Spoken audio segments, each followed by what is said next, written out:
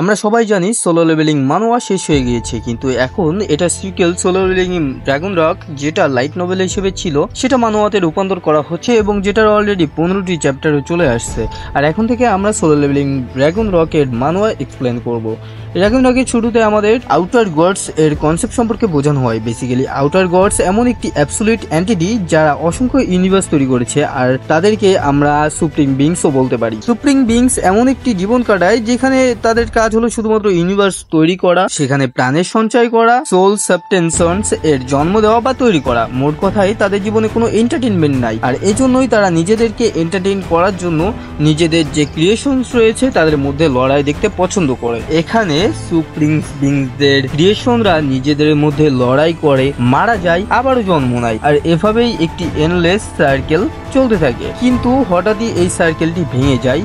এর কারণ ছিল একটি সুপ্রিম বিং নিজে তার ক্রিয়েশনের হাতেই মারা যায়। জি হ্যাঁ, এটা সেই সুপ্রিম বিং যাকে আমরা সোলো লেভেলিং এ দেখেছিলাম। আউটার ডাইমেনশন এর সুপ্রিম বিংসরা যখন এই খবরটি পায় তৎক্ষণাৎ তারা এই পৃথিবীকে অবজার্ভ করতে চলে আসে যে এই পৃথিবীতে এমন কি হলো যে এই সুপ্রিম বিংটা মারা গেল। আর এই ওয়ার্ল্ডের সুপ্রিম বিং মারা গিয়েছে এটা নিয়ে তাদের তেমন কোনো টেনশন নাই। তারা আসলে এই ওনারলেস ওয়ার্ল্ড বা ওনারলেস পাওয়ারকে দখল করতে চায়। মানে এই ওয়ার্ল্ডকে যে সর্বপ্রথম ক্লেম করবে সেই এই ওয়ার্ল্ডের নতুন ওনার হিসেবে গণ্য হবে। এখানে সিন শিফট হয়, আর আগে আমাদের সুয়ের স্কুল দেখানো হয়। তো নিজের বন্ধুদের বলে কোরিয়ান ন্যাশনাল ইউনিভার্সিটি অফ আর্টসে আমার অ্যাডমিশন হয়ে গিয়েছে। আর এটা শুনে ওর বন্ধুরা অনেক বেশি অবাক হয়ে যায় আর বলে, কি তুমি নিশ্চয়ই মিথ্যা কথা বলছো, তোমার মতো কেউ কিভাবে আর্ট ইউনিভার্সিটিতে যেতে পারে? অন্যজন বলে, আরে আমার আবার 1 বছর অপেক্ষা করা লাগবে। এগুলো শুনে সুহো হাসতে থাকে আর বলে, অবশেষে আমি এই নরক থেকে মুক্ত হয়ে যাব।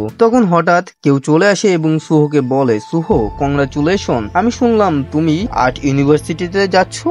আমি তো জানতামই না তোমার মধ্যে এত ট্যালেন্ট আছে। তবে তুমি আর্টে কবে থেকে এত ট্যালেন্টেড হয়ে গেলে? সুহো ওকে চিনতে পারে না, তবুও বলে, সান ইয়ংচুল তুমি আবারও? এটা শুনে মানুষটা অনেক রেগে যায় এবং বলে, আমি সান ইয়ংচুল না, আমি লি ইয়ংচুল। সুহো বলে, ও আচ্ছা। তারপর লি বলে, তোমার জন্য আমার এই স্কুল কবজা করার স্বপ্নটা বরবাদ হয়ে গিয়েছে। সুহো বলে, আরে আমার জন্য কমপক্ষে এখন তুমি ভালোভাবে গ্র্যাজুয়েট হতে পারবো। আর এদের কথা শুনে ক্লাসের এক মেয়ে অন্য মেয়েকে বলে, ওই দেখো লি আবারও শুরু করে দিয়েছে, আমরা খুব তাড়াতাড়ি গ্র্যাজুয়েট হয়ে যাব, কিন্তু কেন জানি না এখনো বাচ্চাদের মতো করে। অন্য মেয়েটি বলে, জানি না ও সুয়ের সঙ্গে এমন কেন করে। বেচারা সুহো নিজের মা বাবাকে হারিয়েছে, তারপরও নিজের জীবনটাকে গুছিয়ে রাখার চেষ্টা করে। ওর সঙ্গে এমনটা না করলেও পারতো।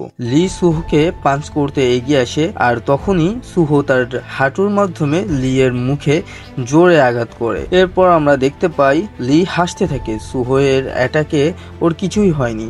আর লি সুহোকে বলে, আরে এটা কি ছিল, আমার তো কিছুই হয় নাই, একটু ব্যথাও লাগে নাই।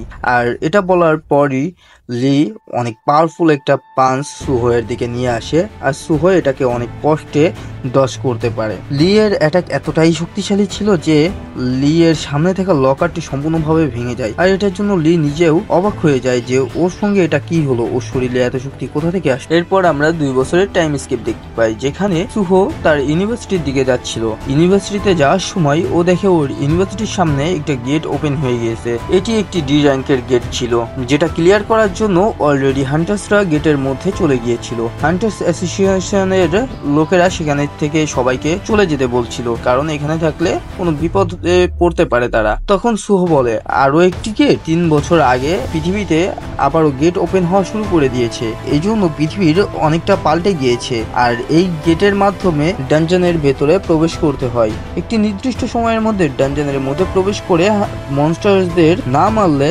ডানজন ব্রেক হয়ে যাবে এবং এর ফলে মনস্টাররা পৃথিবীতে চলে আসবে এবং সবকিছু ধ্বংস করে ফেলবে। পৃথিবীতে এই গেট ওপেন হওয়ার পর থেকে কিছু মানুষের মধ্যে অলৌকিক শক্তি চলে এসেছে, যাদের হান্টার্স বলা হয়, এবং তারাই গেটের মধ্যে গিয়ে মনস্টারদের মারে। এমনকি এখন তো কিছু বাচ্চার জন্ম থেকেই এসব শক্তি পেয়ে থাকে। তারপর আমরা দেখতে পাই সুহো তার কলেজে পৌঁছে গিয়েছে এবং একটি ছবি আঁকছে এবং মনে মনে বলে, একজন আনঅ্যাওয়েকেন্ড মানুষ কখনোই একজন অ্যাওয়েকেন্ড মানুষের সমান হতে পারবে না, এবং সে যতই চেষ্টা করুক সে আনঅ্যাওয়েকেন্ড এবং অ্যাওয়েকেন্ড মানুষদের স্টেজের মধ্যে ব্যবধান সেটা বন্ধ করতে পারবে না, কিন্তু হান্টার্সরা গেট ক্লিয়ার না করলে পৃথিবী ধ্বংস হয়ে যাবে। অন্য কথায় অ্যাওয়াকেন্ডরা আনঅ্যাওয়াকেন্ডদের ছাড়া বাঁচতে পারলেও আনঅ্যাওয়াকেন্ডরা অ্যাওয়াকেন্ডদের ছাড়া বাঁচতে পারবে না। তাই সবাই হান্টার্সদের কাছে কৃতজ্ঞ। সর্বশেষ আমার মতো আনঅ্যাওয়াকেন্ডরা তাদের জন্যই শান্তিতে বেঁচে আছে। আমি কি ধীরে ধীরে সবকিছু না থাকার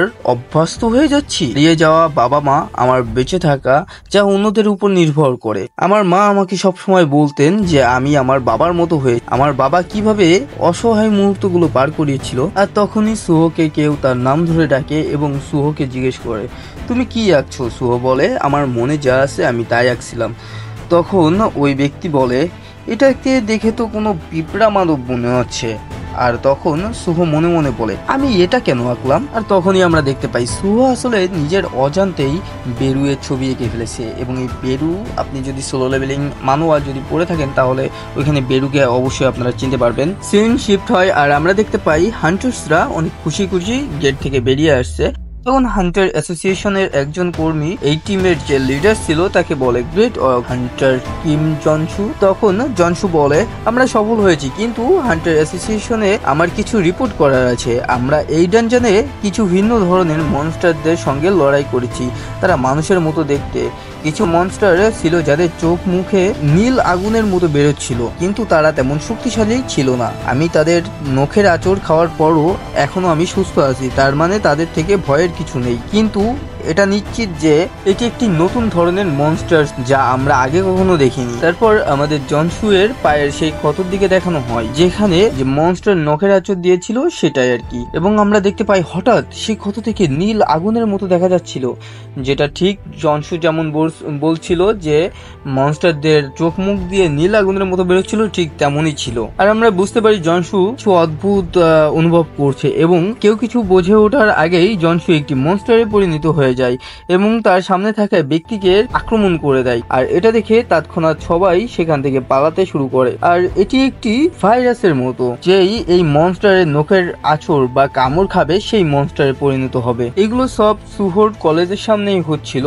আর এত চিল্লিতে সুহো এবং তার ক্লাসমেটরা সবাই জানালার কাছে গিয়ে দেখতে থাকে যে আসলে কি হচ্ছে এখানে। তখনই হঠাৎ একটি মনস্টার মাটিতে বসে পড়ে এবং একটু পরেই দৌড়াতে শুরু করে। সুহো এটি দেখে সবাইকে পালাতে বলে। পরক্ষণেই আমরা দেখতে পাই মনস্টারটি জানালা ভেঙে সুহোদের ক্লাসরুমে ঢুকে পড়েছে। তখন সবাই পালাতে শুরু করে।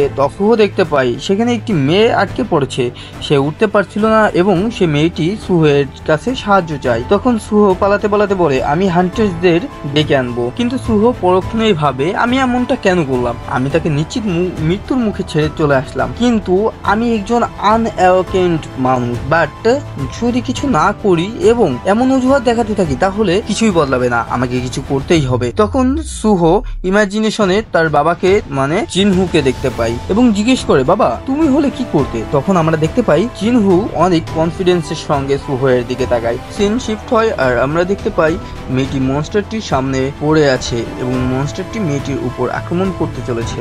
আর ঠিক এমন সময়ই সুহো একটি অগ্নি নির্বাপক যন্ত্র বা যেটা দিয়ে আগুন নেভানো হয় সেটার মাধ্যমে মনস্টারের মাথায় অনেক জোরে একটি আঘাত করে এবং বলে, এখন যদি বাবা এখানে থাকতো অবশ্যই তাহলে তিনি এটাই করতেন। তখনই সুহের সামনে একটি স্ক্রিন চলে আসে এবং সেখানে কিছু লেখা ছিল, কিন্তু সেই লেখাগুলো খুবই ঝাপসা। আর এখানেই এই চ্যাপ্টারের সমাপ্তি ঘটে যায়। আশা করি আপনাদের কাছে ভিডিওটি ভালো লেগেছে। যদি ভিডিওটি ভালো লেগে থাকে তাহলে অবশ্যই একটি লাইক করে দিবেন এবং চ্যানেলটি সাবস্ক্রাইব করতে ভুলবেন না। আমরা খুবই শীঘ্রই চেষ্টা করব এর বাকি চ্যাপ্টারগুলো আনার জন্য। তো যদি আপনারা solo leveling dragon rock continue করতে চান তাহলে অবশ্যই আমাদের চ্যানেলে চোখ রাখুন। ধন্যবাদ।